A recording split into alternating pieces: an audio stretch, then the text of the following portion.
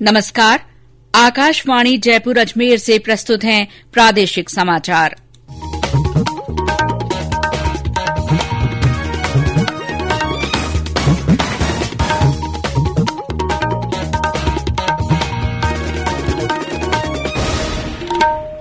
मुख्य समाचार। प्रधानमंत्री नरेंद्र मोदी ने आश्वस्त किया, सरकार कृषि कानूनों के मुद्दे पर खुले दिमाग से आगे बढ़ रही है। प्रदेश में आयुष्मान भारत महात्मा गांधी राजस्थान स्वास्थ्य बीमा योजना का नया चरण आज से शुरू। प्रदेश की 2/3 आबादी को योजना का फायदा मिलेगा। राष्ट्रपिता महात्मा गांधी की 73वीं पुण्यतिथि पर कृतज्ञ राष्ट्र ने दी श्रद्धांजलि। देश में अब तक 35 लाख से अधिक स्वास्थ्यकर्मियों को कोविड टीका लगाया गया। और राज्य के कई स्थानों पर शीतलहर के हालात, माउंट आबू में आज भी पारा जमाव बिंदु से नीचे दर्ज।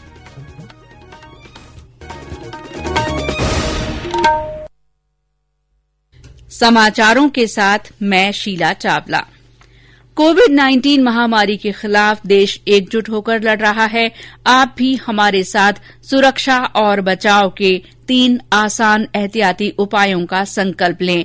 मास्क पहनें, 2 गज की दूरी है जरूरी, सुरक्षित दूरी बनाए रखें, हाथ और मुंह साफ रखें। और अब समाचार विस्तार से। प्रधानमंत्री नरेंद्र मोदी ने आश्वस्त किया है कि सरकार कृषि कानूनों के मुद्दे पर खुले दिमाग से आगे बढ़ रही है। उन्होंने कहा कि सरकार का रुख वैसा ही है जैसा 22 जनवरी को था और कृषि मंत्री द्वारा दिया गया प्रस्ताव अभी कायम है।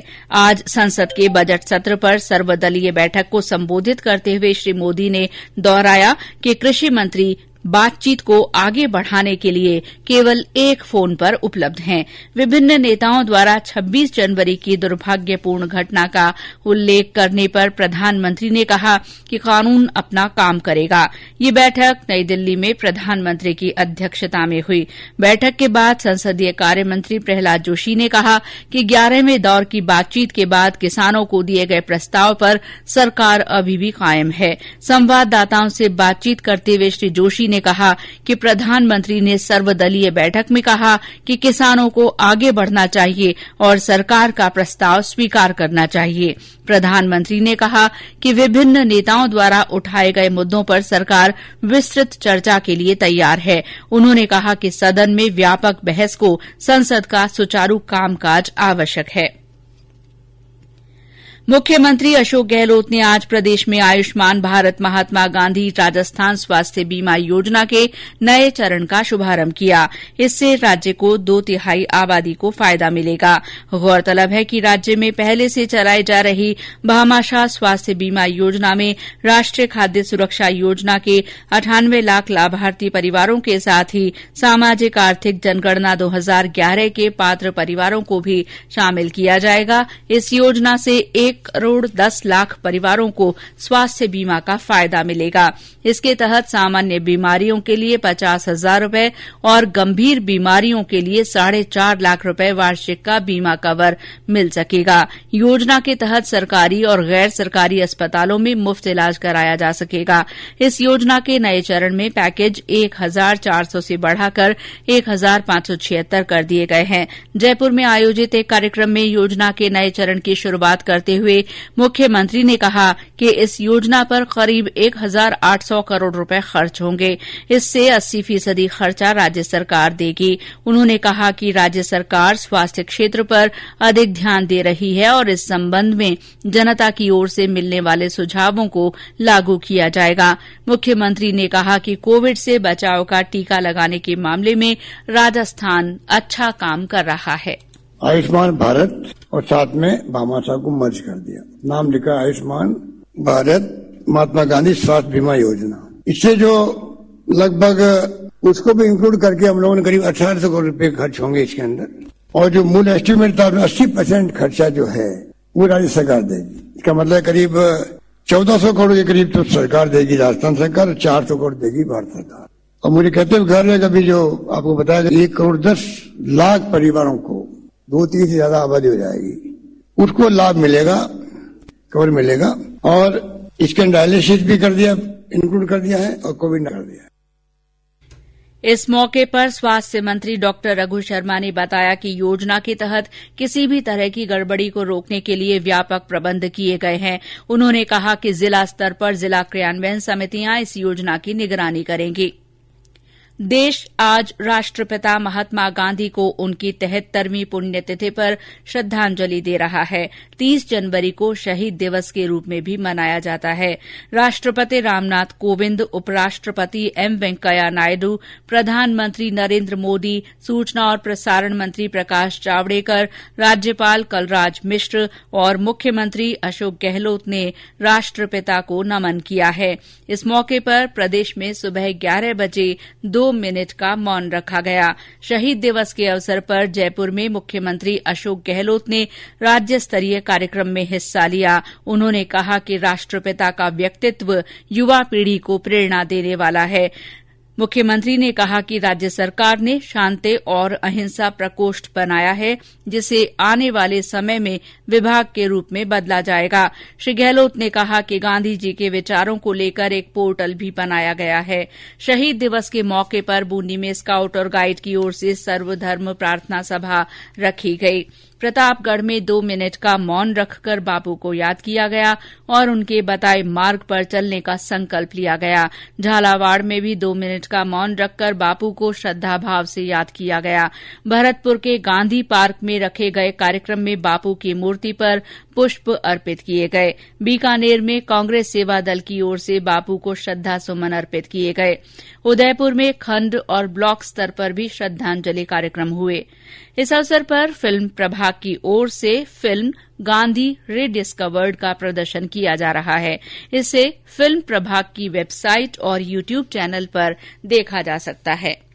गांधी दर्शन को नई पीढ़ी तक पहुंचाने के लिए प्रदेश के उच्च माध्यमिक विद्यालयों में गांधी दर्शन कॉर्नर स्थापित किए जाएंगे। साथ ही सभी विश्वविद्यालयों में पहले से स्थापित गांधी अध्ययन केंद्रों को फिर से शुरू किया जाएगा और जहां ये केंद्र नहीं हैं, वहां खोले जाएंगे। मुख्यमंत्री अशोक गहलोत ने आज वीडियो कॉन्फ्रेंसिंग से जोधपुर विश्वविद्यालय में नवस्थापित गांधी अध्ययन केंद्र के कार्यालय के उद्घाटन के मौके पर ये बात कही।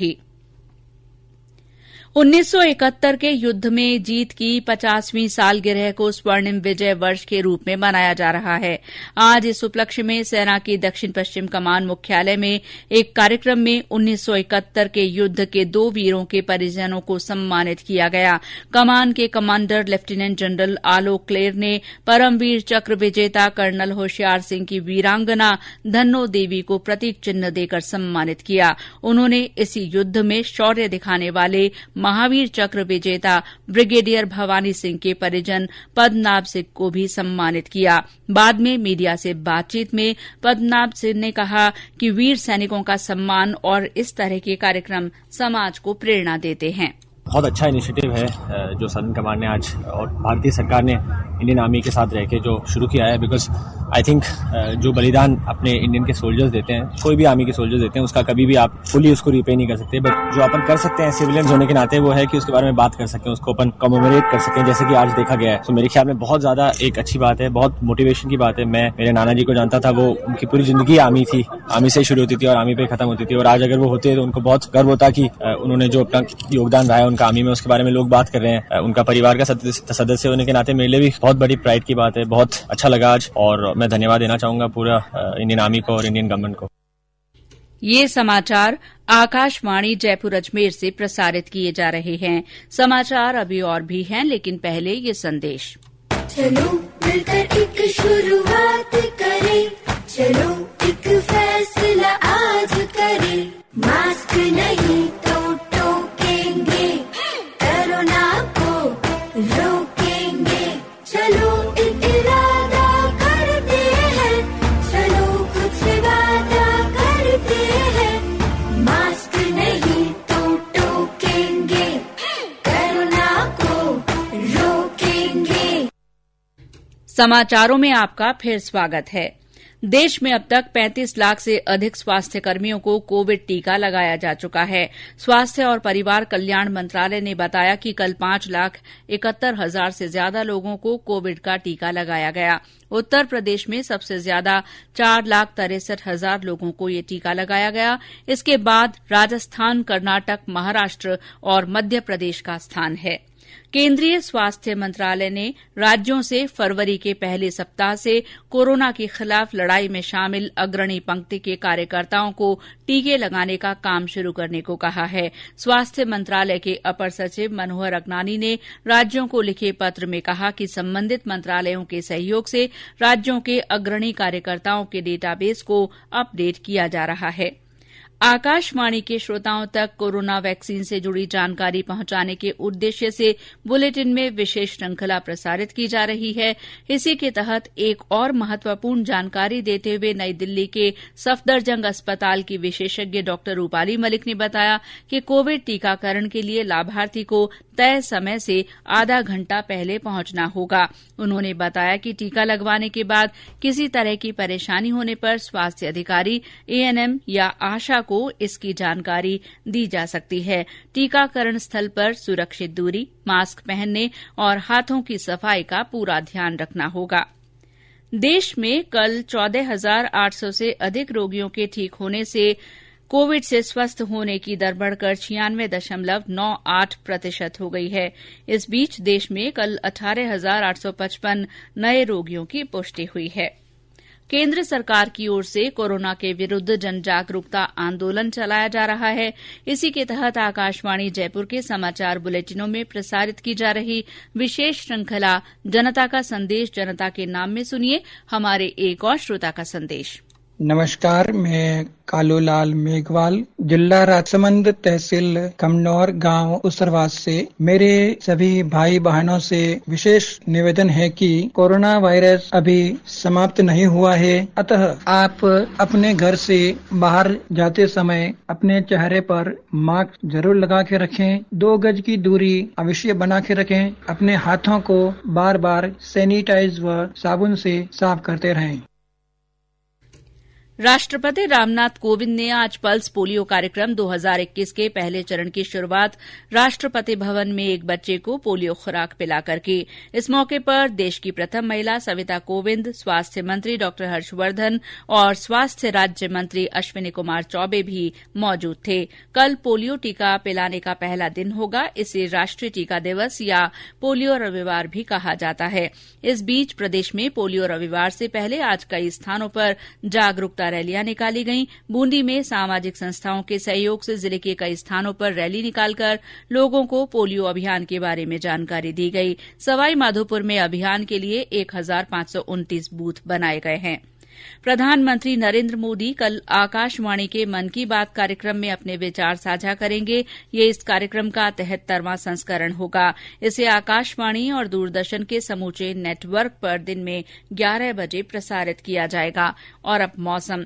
प्रदेश में सर्दी और शीतलहर से अधिकांश स्थानों पर न्यूनतम तापमान में उतार चढ़ाव का दौर जारी है। मौसम विभाग के अनुसार माउंट आबू में आज भी पारा जमाव बिंदु से नीचे रहा। यहां न्यूनतम तापमान जमाव बिंदु से 2.2 डिग्री सेल्सियस नीचे दर्ज किया गया। झालावाड़ में आज दिन भर गलन बनी रही। मौसम विभाग ने प्रदेश के पूर्वी जिलों में आज तेज शीतलहर की संभावना जताई है। और अंत में मुख्य समाचार एक बार फिर। प्रधानमंत्री नरेंद्र मोदी ने आश्वस्त किया है कि सरकार कृषि कानूनों के मुद्दे पर खुले दिमाग से आगे बढ़ रही है। प्रदेश में आयुष्मान भारत महात्मा गांधी राजस्थान स्वास्थ्य बीमा योजना का नया चरण आज से शुरू हुआ। राष्ट्रपिता महात्मा गांधी की 73वीं पुण्यतिथि पर कृतज्ञ राष्ट्र ने उन्हें श्रद्धांजलि दी। देश में अब तक 35 लाख से अधिक स्वास्थ्य कर्मियों को कोविड टीका लगाया गया है। और राज्य के कई स्थानों पर शीतलहर के हालात बने हुए हैं। माउंट आबू में आज भी पारा जमाव बिंदु से नीचे दर्ज किया गया। इसी के साथ प्रादेशिक समाचार बुलेटिन समाप्त हुआ। नमस्कार।